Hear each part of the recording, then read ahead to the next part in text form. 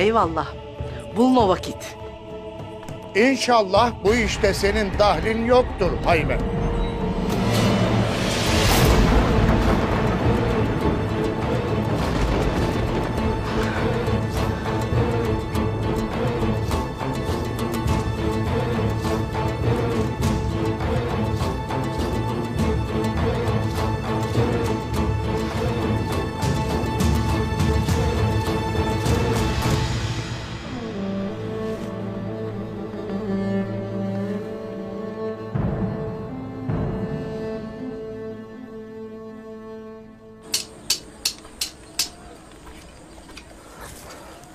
Aslında Haymana da biliyor olup biteni.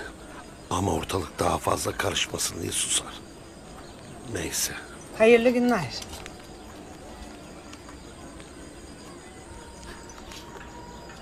Ertuğrul Bey de anasından hak ettiği sürgünü aldığına göre artık obalarımıza huzur gelir. Öyle değil mi Deli Demir? Kafanızı kuma gömerseniz huzur kalmaz Aytol'un hatun. Bela üzerimize dört nala gelirken huzur diye huzur falan komadınız yurtta. Çolak eliyle gaza hayalleri kuranları iyi biliriz biz. Niceleri yılkı atlar gibi savaş meydanlarında telef olmuşlardır. Cenk sadece kılıçla yapılmaz Aytol'un hatun. Yürekle, dille de yapılır. Ertuğrul Bey'im de yüreğinden geçenleri dile döktü. Ama siz o kadar kör, o kadar sağır ve hatta yüreğiniz o kadar mühürlenmiş. Yeter Deli Demir. Yeter.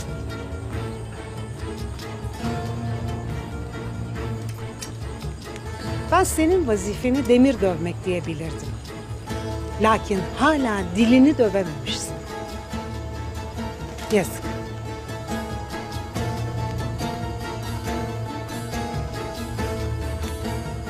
Yılandan beter bu kadın.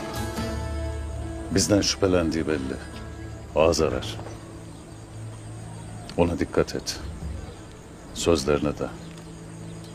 Az da bir arada görünmesek iyi olur. Haklısın Meymun. Haklısın.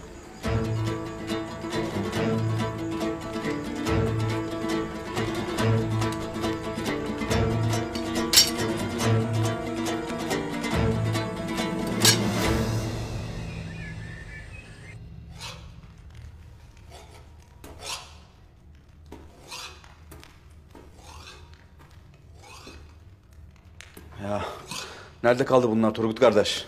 Ertuğrul Bey'im arkanızdan gelecek dedi ya Doğan. Niye hala yoklar o vakit?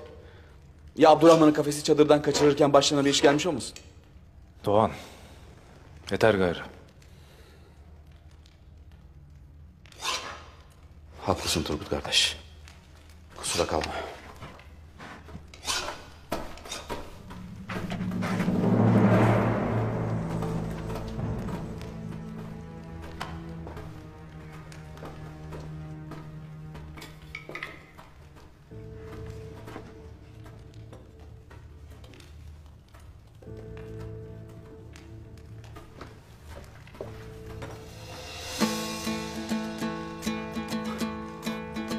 Abdurrahman. Ne bu hal Abdurrahman kardeş? Gavrat olmuşsun sen. Bir kuş gördüm ummanda. Dönüp dolaşırdı muallak havada. Tuttum getirdim fukaranın yuvasına. Bir kılığa girmediğimiz kalmıştı. Sonunda onu da becerdik ya. Kardeşler, karada bize ölüm yok demektir.